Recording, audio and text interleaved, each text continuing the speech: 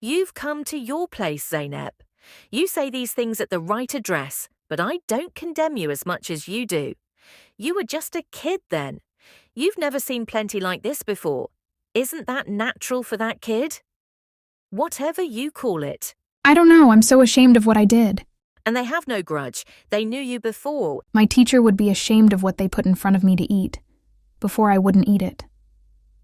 I'm surprised what happened when I moved into that house. I got used to them then, slowly. At the end of a year, I became the #1 student at the school. Now I was eating whatever they ate, and I couldn't keep my eye on anything, but my mind was always on my family.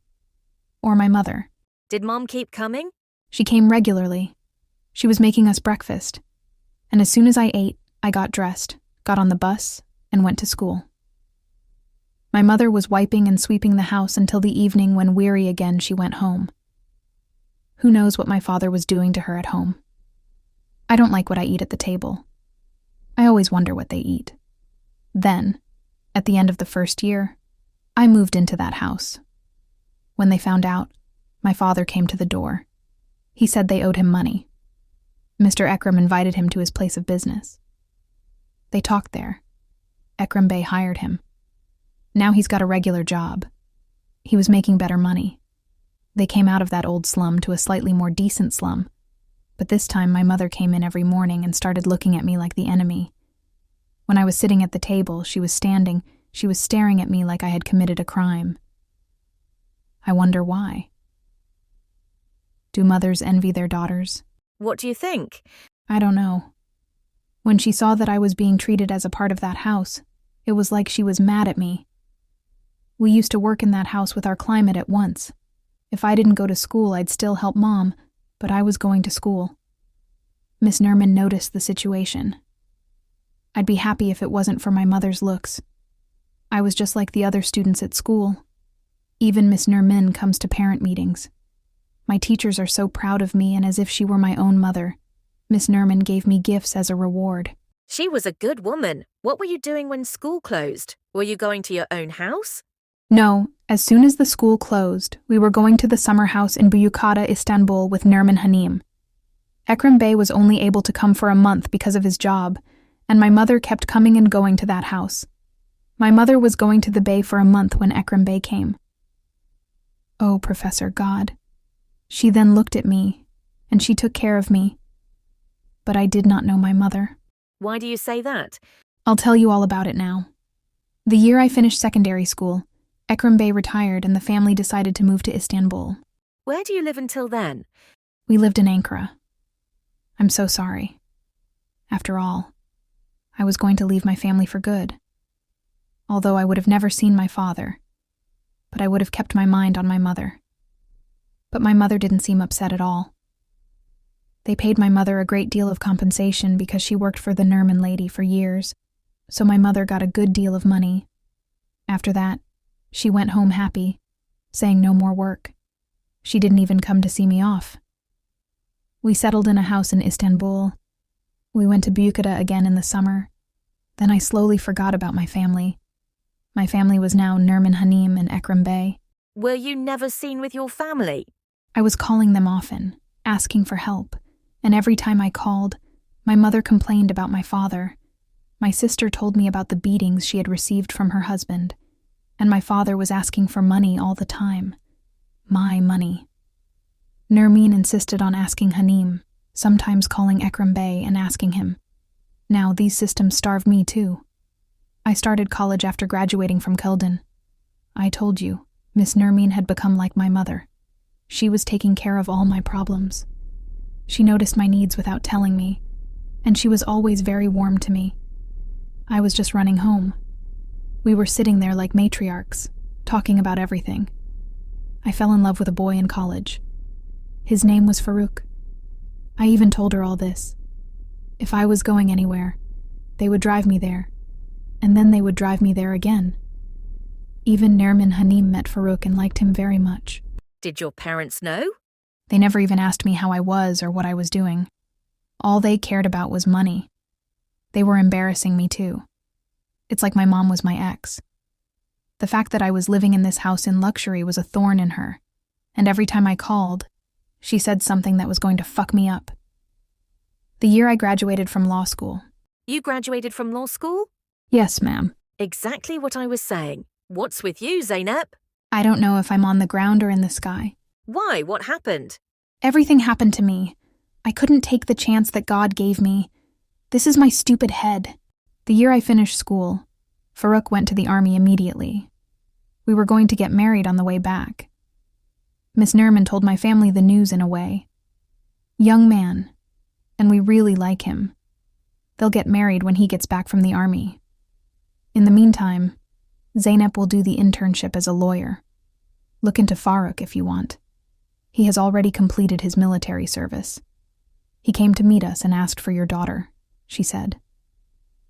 Whatever happened after that. My dad broke the bed in the house. Who are they trying to give her away to when her parents are standing here? Then they came to Istanbul for the week. They both have 5 faces. We'll give our daughter to someone else. Our son-in-law is a doctor. He'll be a distant relative. Don't get involved anymore, he said. Did you know Doctor's son-in-law? I knew him when he was little. He's the only one from our village. His parents kept rubbing it in our faces about our son is going to be a doctor. We didn't know what we were stopping by. Ms. Nerman pulled me aside and said, "You're not a kid anymore. You're old enough to make your own decisions. I can't tell you anything, but as your friend for all these years, I'm afraid you won't do anything wrong. This is your life, your decision. Think hard. Don't make hasty decisions." What did you do, Zeynep? She cries. There's a lot of dark clouds in her face. She obviously made a decision that made her very unhappy afterwards. My mother is past me crying. If you don't come with us, I won't give you my blessing. She says nothing else.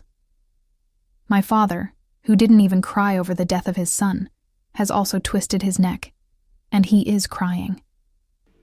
Our daughter sins. Don't be miserable by marrying someone we don't know. Mehdi is a very good boy. We know his lineage. He's been following you online for a while. They came to our door. They're going to have you live in the best places. They're crying and talking all the time.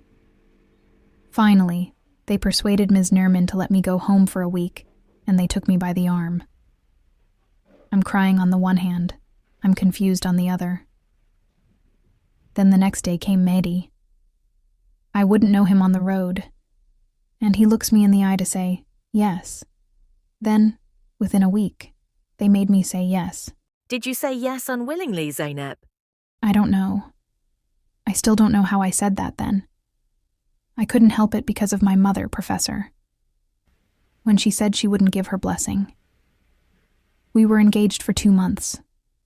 Then we got married in a hurry. Have you met Mehdi? He came to us almost every day for 2 months. Sometimes we sat at home. Sometimes we went out together. His parents wanted me home that week anyway. The rings are on. Mehdi was waiting for the time to be appointed. He was to go to Malatya for his compulsory service. So we got married in a hurry and went to Malatya. I can't believe it. Says someone who graduated from law school and grew up in the poshest part of Istanbul. What was he like, Mehdi? He was an accomplished man from our village, determined to read like me. Good. Good. Not bad. Not to say that. I was so obsessed with my mother at the time that I didn't even think about Farouk. Instead of living with remorse, I close my eyes and do whatever they want. I thought, What kind of remorse? "How do you like it, ma'am?" My mother says, "I do not have my right," the woman cries. "I left them years ago." Do you hear what Zeynep says? Did you leave them, or did they put you in that family? I wanted to too. You? How old were you then? 11 or so. So I was a kid. My parents made that decision. The Nerman lady asked for it and my parents gave me to them. Do you want to go for sodas? A child will always say yes if she is asked to go for a soda. That is the meaning. They didn't ask, but I did. Wouldn't you like it to be you? I didn't want to, but whatever my parents say happens. But in your life, your parents always make the decisions. They let you live there when you were a kid and when you grow up to be a grown-up, and they even decide who you're going to marry instead of you. This is very natural as a child, but it is not natural for a university graduate who has a profession to accept their desires anymore. You could have challenged them if you wanted to. I felt as if I had upset them so much. I had done wrong. Now I had to right that wrong. Nermin Hanım called me very often. My daughter. What are you doing? You have an internship. You have a profession. You are doing wrong. But come immediately. She said. You didn't go. I couldn't go. My mother's tears stood up like a wall. I see. Mehdi is a good man. What love, I said to myself. You will live whatever your destiny is.